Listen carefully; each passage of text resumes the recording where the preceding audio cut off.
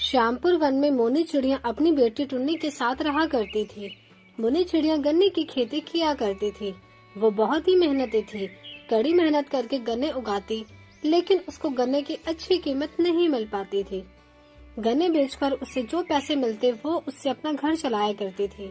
एक दिन जब वो गन्ने के खेत में जा रही थी तो उसकी बेटी टुन्नी उससे कहती है, टुन्नी चिड़िया, माँ, मैं भी आपके साथ गन्ने के खेत में चलूंगी। मोनी चिड़िया, बिटिया, तो खेत जाकर क्या करेगी? मैं तो खेत में काम करूंगी, तू अकेले बैठकर बोर होती रहेगी। टुन्नी चिड़िया, नहीं माँ, आज तो मैं आपके साथ खेत में चलूंगी ही, पर चलकर मैं आपके साथ काम करूंगी। मोनी चिड़िया, तो ठीक है, चल मेरे साथ। टुन्नी चिड़िया अपनी माँ के साथ खेत पर चली जाती है। खेत में गन्ने की फसल लहरा रही थी।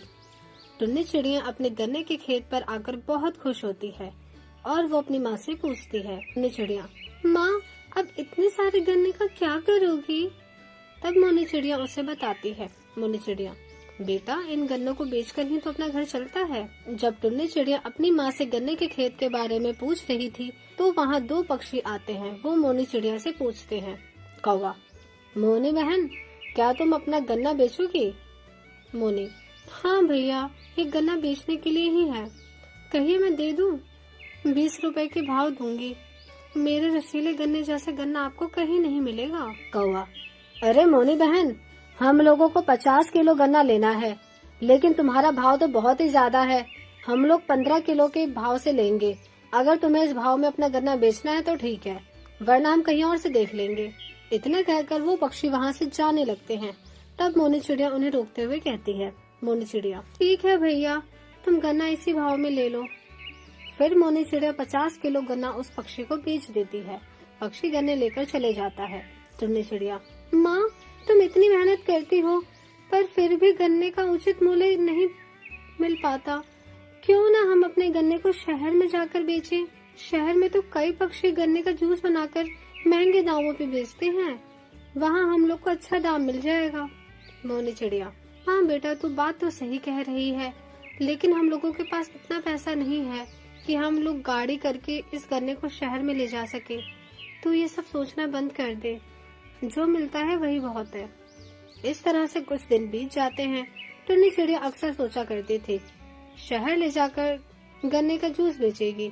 एक दिन वो अपने दोस्त कालू कबूतर से कहती है, टुन्नी चिड़िया, कालू, तुम्हारे पिताजी के पास ट्रक है ना? कालू कबूतर, हाँ है, लेकिन तू ट्रक का क्या करेगी? टुन्नी चिड़िया, मैं उस ट्रक से अपने खेत के गन्ने शहर ले जाऊंगी और फिर वहाँ गन्ने का जूस निकाल कर बेचूंगी। इस तरह से अच्छी आमदनी भी हो जाएगी। अब बता, क्या तू मेरा साथ देगा? कालू कबूतर, टुन्नी, तेरा आइडिया तो बहुत अच्छा है।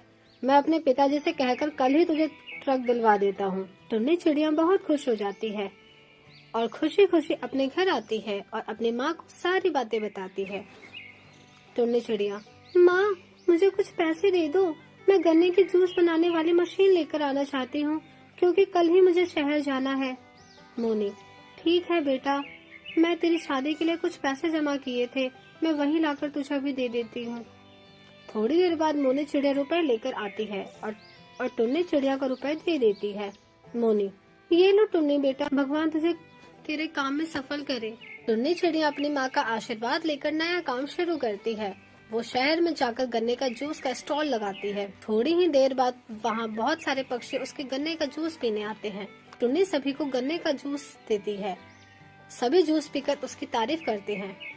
कौवे, वाह वाह, जूस कितना मस्त है, आज से पहले मैंने ऐसा गन्ने का जूस कभी नहीं पिया, अब से हम यहीं आकर रोज जूस पियेंगे।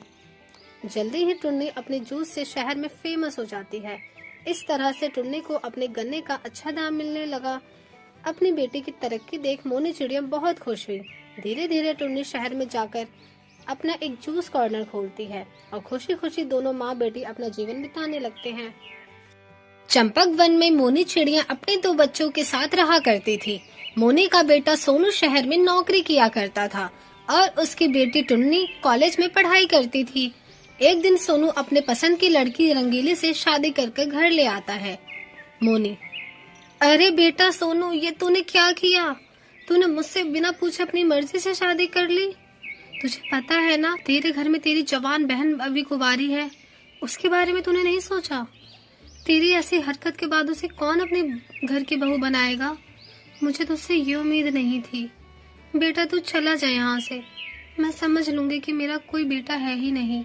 रंगीली, माँ जी, यहाँ रहने कौन आया है?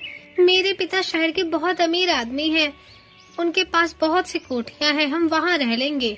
देख लिया ना अपनी माँ का असली चेहरा, बहुत तारीफ किया करते थे, मेरी माँ बहुत अच्छी है, मेरी माँ बहुत प्यारी है। सब इनका दिखावा था, असल में तो इनको सिर्फ तुम्हारी कमाई से मतलब थी, ताकि ये अपनी बेटी की शादी किसी बड़े घर में कर सके। अब चलो यहाँ से, यहाँ रुकने का कोई फायदा नहीं है।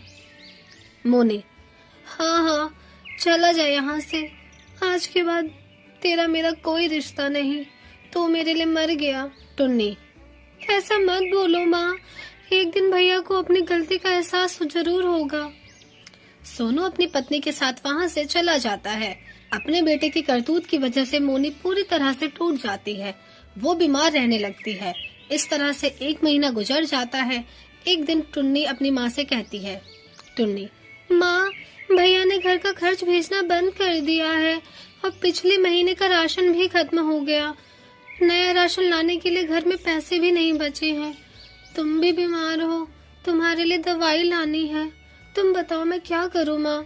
मोनी, बेटा तो चिंता मत कर, जब मैं जल्दी ही ठीक हो जाऊंगी, फिर हम दोनों मिलके काम करके घर चलाएंगे। टुन्नी, माँ, तुम जल्दी से ठीक हो जाओ, फिर हम दोनों माँ बेटी मिलकर दाल रोटी बेचना शुरू करेंगे, कम लागत में अच्छा मुनाफा होगा। मोनी, लेकिन टुन्नी बेटा, कौन आएगा हमसे दाल रोटी खरीदने? बहुत सारे पक्षी हैं माँ, जिन्हें भरपेट भोजन करने के लिए बहुत सारे पैसे खर्च करने पड़ते हैं, हम उन्हें कम दाम में भरपेट दाल रोटी खिलाएंगे।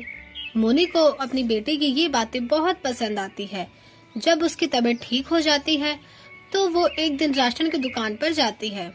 मोनी, लाला जी, मुझे ना 2 किलो दाल और 5 किलो आटा दे दीजिए। लाला जी, अरे मोनी, तू इतने आटे और दाल का क्या करेगी? मोनी, लाला जी, मैं पक्षी को कम कीमत में दाल रोटी बेचने का काम करने जा रही हूँ। लाला जी, ये तो बहुत अच्छी बात है, किसी दिन मैं भी तुम्हारी दुकान पर दाल रोटी खाने आऊंगा। मोनी, अच्छा लाला जी, अब मैं चलती हूँ, कल मैं आपके राशन के पैसे दे दूंगी। लाला जी, कोई बात नहीं मोनी। अगले दिन से मोनी चिड़िया अपनी बेटी के साथ दाल रोटी बेचना शुरू कर देती है। धीरे धीरे समय गुजरने लगता है। एक दिन मोनी का बेटा उसके पास रोते हुए आता है और उससे माफी मांगने लगता है। सोनू, मुझे माफ कर दो माँ, मेरी पत्नी ने मुझे तलाक दे दिया और घर से भी बाहर निकाल दिया, उसके चलते मेरी नौकरी भी छूट गई। मोनी, बेटा अगर सुबह का भूला शाम को घर आ जाए तो उसे भूला नहीं कहते, तो चिंता मत कर, तू मेरे साथ ही रह, मेरी दाल रोटी की दुकान संभाल, तुझे और कहीं नौकरी करने की जरूरत नहीं। सोनू कौवा अपनी माँ के काम में हाथ बटाने लगता है। इस तरह से मोनी चिड़िया दाल रोटी बेचकर अपने परिवार के साथ खुशी खुशी रहने लगती है।